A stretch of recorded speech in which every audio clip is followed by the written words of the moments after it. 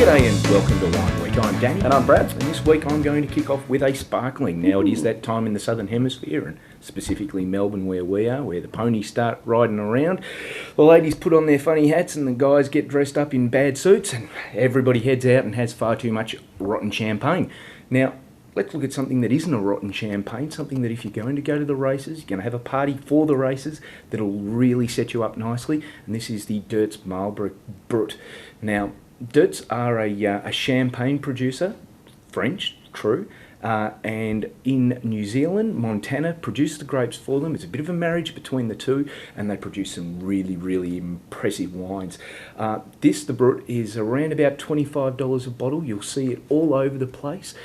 Really lovely kind of yeasty, toasty sort of characteristics on it. It's not that super sweet champagne knockoff that you might have had at $10. So if you're not a big champagne fan because all you've been exposed to is that rotten stuff, give this a go. It really is lovely. So look out for it. It's all over the shop and really good value, so look out for that. Yeah, really good value, about half the price of your average French champagne, so you can buy 2 bottles. Mm. I'm going to have a look at a shiraz from McLaren Vale this week. This one's from the guys at Rock Bear. They're actually a relative newcomer in the area, only probably been around for about 6 or 7 years, but they've been churning out remarkably consistent wines over the last 3 or 4 years. This is from the 2005 vintage, really good follow-up from the 2004, which was also a cracker.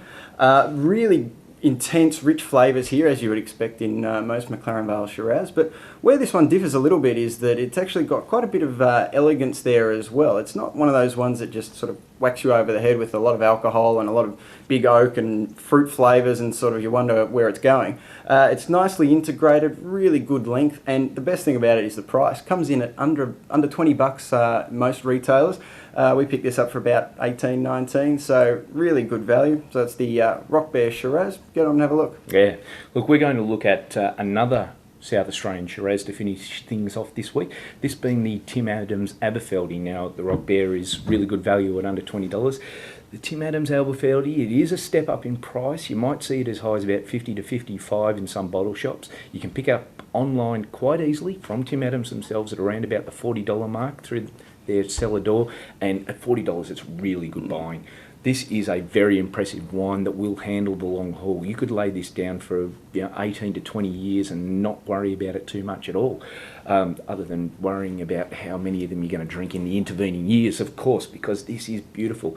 Big, heavy fruits on it, lots of chocolate and mocha sort of spices on there, as well as a very, very prominent vanilla sort of flavours. I love it.